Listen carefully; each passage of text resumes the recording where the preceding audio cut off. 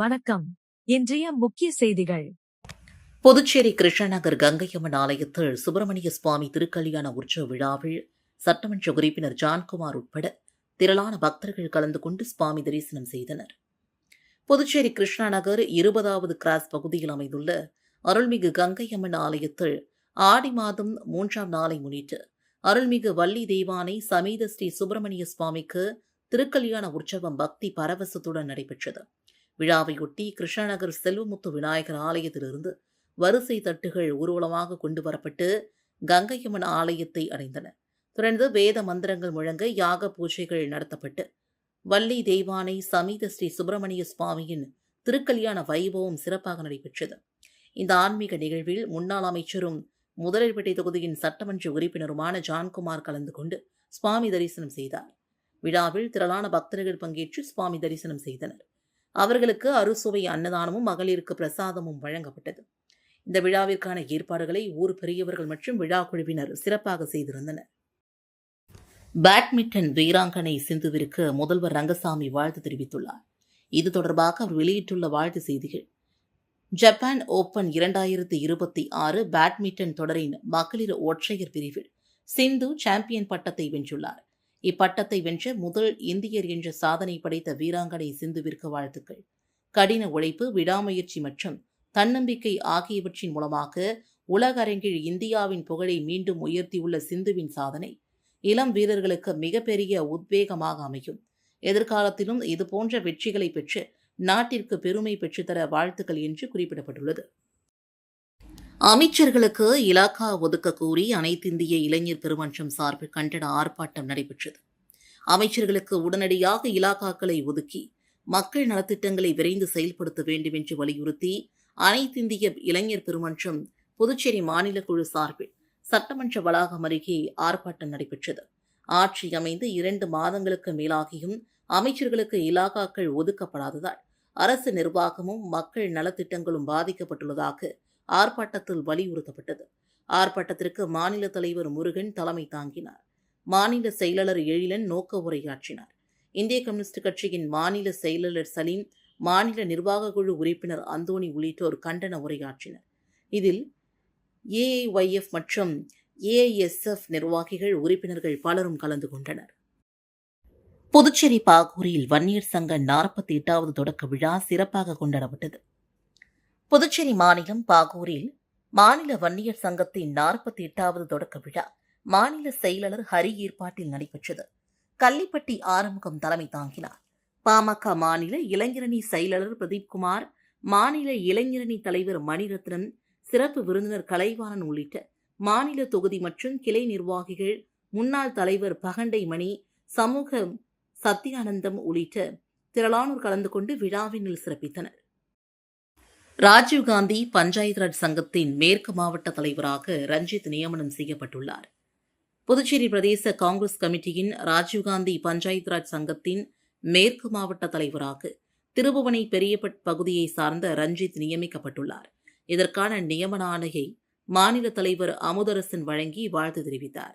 தொடர்ந்து மாநில காங்கிரஸ் தலைவர் MP வைத்திலிங்கம், முன்னாள் முதல்வர் நாராயணசுவாமி, முன்னாள் அமைச்சர் கந்தசுவாமி, இளைஞர் காங்கிரஸ் தலைவர் ஆனந்தபாபு, விக்னேஷ், கந்தசுவாமி உள்ளிட்டோர் ரஞ்சித்திற்கு சால்வை அணிவித்து பூங்குத்து வழங்கி வாழ்த்து தெரிவித்தனர்.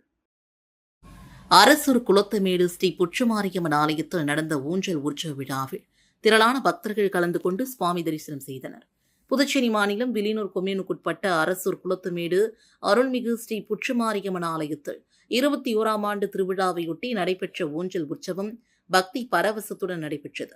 சிறப்பு அலங்காரத்தில் அம்மன் ஊஞ்சலில் எழுந்தருளி பூசாரிகள் தாலாட்டு பாடல்கள் பாடி வழிபாடு நடத்தினர். இதில் அரசூர் குளத்தமேடு மற்றும் சுற்றுவட்டார பகுதிகளை சார்ந்து திரளான பக்தர்கள் கலந்து கொண்டு சுவாமி தரிசனம் செய்தனர். இந்த விழாவினை தொடர்ந்து சுமங்கலி பிரசாதம் வழங்கப்பட்டதுடன் 500க்கும் மேற்பட்ட பக்தர்களுக்கு அறுசுவை அன்னதானமும் வழங்கப்பட்டது. இந்த விழாவின் ஏற்பாடுகளை கோவில் விழா குழுவினர் மற்றும் கிராம மக்கள் இணைந்து செய்திருந்தனர். காரைக்கால் அம்மையார் கோவில் அருகே அசைவ உணவகத்தை அகற்ற கோரி விஸ்வ ஹிந்த் பரிஷத் சார்பில் கண்டன ஆர்ப்பாட்டம் நடைபெற்றது. காரைக்காலில் புகழ்பெற்ற காரைக்கால் அம்மையார் கோவில் உள்ளது. இக்கோவிலில் எதிரே திறக்கப்பட்டுள்ள அசைவ உணவகத்தை அகற்ற கோரியும் இந்துக்கள் மத்தியில் அவப்பெயரை உண்டாக்கும் விதத்தில் செயல்படும் மாவட்ட நிர்வாகம், நகராட்சி காவல்துறை ஆகியவற்றின் செயல்பாடுகளை கண்டித்தும் விஸ்வ ஹிந்த் பரிஷத் சார்பில் கண்டன ஆர்ப்பாட்டம் நடைபெற்றது. தலைவர் வெங்கடாசலம் தலைமை தாங்கினார். முன்னதாக புதிய பேருந்து நிலையத்திலிருந்து ஊர்வலமாக சென்று அம்மையார் கோவில் எதிரில் உள்ள அசைவ உணவகத்தின் அருகே கண்டன ஆர்ப்பாட்டத்தில் ஈடுபட்டனர். முன்னதாக ஊர்வலத்தை போலீசார் தடுத்து நிறுத்தினர். போலீசார் சமாதானம் செய்ததை அடுத்து அனைவரும் கலைந்து சென்றனர். இதில் RSS மாவட்ட தலைவர் ராஜேந்திரன், நாகை மற்றும் காரைக்கால் மாவட்ட விஸ்வ ஹிந்த் பரிஷத் தலைவர் விஜயன், பாஜ மாவட்ட தலைவர் முருகதாஸ், மாநில செய்தி தொடர்பாளர் அருள்முருகன் உள்ளிட்டோர் கலந்து கொண்டனர். கல்வி சீர்திருத்தவாதி சோனம் வாங்சுக் கைது செய்யப்பட்டதை கண்டித்து மார்க்சிஸ்ட் கம்யூனிஸ்ட் கட்சியினர் கண்டன ஆர்ப்பாட்டத்தில் ஈடுபட்டனர். புதுச்சேரி கல்வி சீர்திருத்தவாதியும் சுற்றுச்சூழல் ஆர்வலருமான சோனம் வாங்சுக் கைது செய்யப்பட்டதை கண்டித்து நீட் தேர்வை ரத்து செய்ய வலியுறுத்தியும் டெல்லியில் நடைபெற்று வரும் ஜனநாயக போராட்டங்களை மத்திய அரசு ஒடுக்குவதாக கண்டித்தும் மார்க்சிஸ்ட் கம்யூனிஸ்ட் கட்சியின் சார்பில் ராஜா திரையரங்கம் அருகே கண்டன ஆர்ப்பாட்டம் நடைபெற்றது. மாநில செயலாளர் ராமச்சந்திரன் தலைமை தாங்கிய இந்த ஆர்ப்பாட்டத்தில் மாநில நிர்வாகிகள், கட்சியின் தொண்டர்கள், மாணவர்கள், இளைஞர்கள், பெண்கள் மற்றும் ஜனநாயக அமைப்புகளின் பிரதிநிதிகள் திரளாக பங்கேற்று ஒன்றிய அரசுக்கு எதிராக முழக்கங்களை எழுப்பினர்.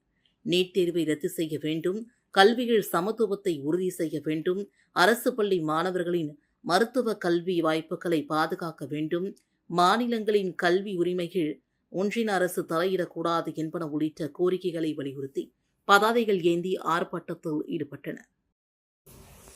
புதுச்சேரியில் நடப்பாண்டில் முதல் 6 மாதங்களில் போக்குவரத்து விதிமீறல்களில் ஈடுபட்ட 86,271 பேர் மீது போக்குவரத்து போலீசார் நடவடிக்கை மேற்கொண்டுள்ளனர். இதுகுறித்து புதுச்சேரி போக்குவரத்து சீனியர் எஸ்பி திவ்யா வெளியிட்டுள்ள செய்திக்குறிப்பில், புதுச்சேரி யூனியன் பிரதேசம் முழுவதும் முக்கிய போக்குவரத்து விதிமீறல்களுக்கு எதிராக புதுச்சேரி போக்குவரத்து காவல்துறை தீவிர அமலாக்க நடவடிக்கைகளை மேற்கொண்டு வருகிறது. தலைக்கவசம் அணியாமல் வாகனம் ஓட்டுதல், வாகனம் ஓட்டும்போது கைபேசி பயன்படுத்துதல், மது அருந்திவிட்டு வாகனம் ஓட்டுதல் ஆகியவை தடுக்க சிறப்பு சோதனைகள் நடத்தப்பட்டு வருகின்றன. 2026 ஆண்டின் முதல் 6 மாதங்களில், அதாவது ஜனவரி முதல் ஜூன் 2026 வரை புதுச்சேரியில் பல்வேறு போக்குவரத்து விதிமீறல்களில் ஈடுபட்ட 86,271 பேர் மீது நடவடிக்கை எடுக்கப்பட்டுள்ளது. அவற்றின் விவரங்கள் பின்வருமாறு: தலைக்கவசம் அணியாமல் வாகனம் ஓட்டிய 30,342 பேர், வாகனம் ஓட்டும்போது கைபேசி பயன்படுத்திய 10,185 பேர், வாகனம் ஓட்டிய 482 சிறார்கள், மது அருந்திவிட்டு வாகனம் ஓட்டிய 392 பேர், சீட் பெல்ட் அணியாமல் வாகனம் ஓட்டிய 3,881 பேர், எதிர் திசையில் வாகனம் ஓட்டிய 5,377 பேர், சிவப்பு இலக்கை மீறி சென்ற 4,736 பேர், ஏர் ஹாரன் பயன்படுத்திய 200 பேர், மாற்றி அமைக்கப்பட்ட சைலன்சர் பயன்படுத்திய 29 பேர், அஜாக்கிரதையாக வாகனம் ஓட்டிய 647 பேர் மீது அனுமதிக்கப்பட்ட எண்ணிக்கையை விட அதிக பயணிகளை ஏற்றி சென்ற 161 பேர் மற்றும் பிற போக்குவரத்து விதிமுறைகளை மீறிய 29,831 பேர், மொத்தம் 86,271 பேர் மீது நடவடிக்கை எடுக்கப்பட்டுள்ளது என்பதும் குறிப்பிடப்பட்டுள்ளது. மரக்காணம் அருகே பெரியாண்டவர் சுவாமிக்கு 300க்கும் மேற்பட்ட பெண்கள் பால் குடத்தை ஏந்தி ஊர்வலமாக வந்து நேர்த்திக்கடன் செலுத்தினர். மரக்காணம் அருகே கந்தாடு கிராமத்தில் அமைந்துள்ள அருள்மிகு பெரியாண்டவர் கோவிலில் 2ஆம் ஆண்டு உற்சவ விழாவையொட்டி 300 பால்குட அபிஷேக விழா பக்தி பரவசத்துடன் நடைபெற்றது. விழாவையொட்டி அதிகாலை முதல் சுவாமிக்கு சிறப்பு அபிஷேக ஆராதனைகள் நடைபெற்றன. தொடர்ந்து கந்தாடு திரௌபதியம்மன் கோவிலில் இருந்து 300க்கும் மேற்பட்ட பெண்கள் பால் குடங்களை ஏந்தி ஊர்வலமாக வந்து பெரியாண்டவர் சுவாமிக்கு பாலபிஷேகம் செய்தனர். இதில் கந்தாடு மற்றும் சுற்றுவட்டார பகுதிகளை சார்ந்த திரளான பக்தர்கள் கலந்து கொண்டு சுவாமி தரிசனம் செய்தனர். இந்த விழாவிற்கான ஏற்பாடுகளை விழா குழுவினர் மற்றும் கிராம மக்கள் சிறப்பாக செய்திருந்தனர். புதுச்சேரியில் 5 பேரிடம் 3,25,752 ரூபாயை சைபர் கிரைம் கும்பல் மோசடி செய்துள்ளது. தட்டாஞ்சாவடி பகுதியை சார்ந்த நபரை டெலிகிராம் மூலமாக தொடர்பு கொண்ட மர்ம நபர் பகுதி நேர வேலை இருப்பதாகவும் அதில் வரும் டாஸ்கை முடித்தால் பணம் சம்பாதிக்கலாம் என்றும் கூறியுள்ளார். இதை நம்பி அவர் 45,000 ரூபாய் வரை பணத்தை அனுப்பி ஏமாந்தார். வெளியூர் பகுதியை சார்ந்த நபரின் கிரெடிட் கார்டு கணக்கிலிருந்து மர்ம நபர்கள் 1,98,120 ரூபாயை அவருக்கு தெரியாமல் எடுத்திருக்கிறார்கள். குண்டுபாளையம் பகுதியை சார்ந்த பெண் ஒருவரை தொடர்பு கொண்ட மர்ம நபர் தன்னை தனியார் நிதி நிறுவன ஊழியர் என்று அறிமுகப்படுத்திக் கொண்டார். பின் குறைந்த வட்டியில் 4 லட்சம் ரூபாய் கடன் பெற்றுத் தருவதாக கூறி செயலாக்க கட்டணமாக 76,742 பெற்று ஏமாற்றியுள்ளார். ரெட்டியார்பாளையம் பகுதியை சார்ந்த பெண் ஒருவரை டெலிகிராம் செயலி மூலமாக தொடர்பு கொண்ட மர்ம நபர்கள் வீட்டில் இருந்தே பகுதி நேர வேலை செய்து பணம் சம்பாதிக்கலாம் என்று கூறியுள்ளனர். இது நம்பி அந்த பெண் செயலாக்க கட்டணமாக 4,000 ரூபாய் அனுப்பி ஏமாந்தார். தட்டாஞ்சாவடியை சார்ந்த நபரை சமூக வலைதளம் மூலமாக தொடர்பு கொண்ட மர்ம நபர்கள் ஆபாச வீடியோ கால் மற்றும் விபசார சர்வீஸ் என கூறி 4,000 பெற்று ஏமாற்றியுள்ளனர். இவர்கள் கொடுத்த புகாரின் அடிப்படையில் சைபர் கிரைம் போலீசார் வழக்கு பதிந்து விசாரித்து வருகின்றனர். இத்துடன் செய்திகள் நிறைவடைந்தன. வணக்கம்.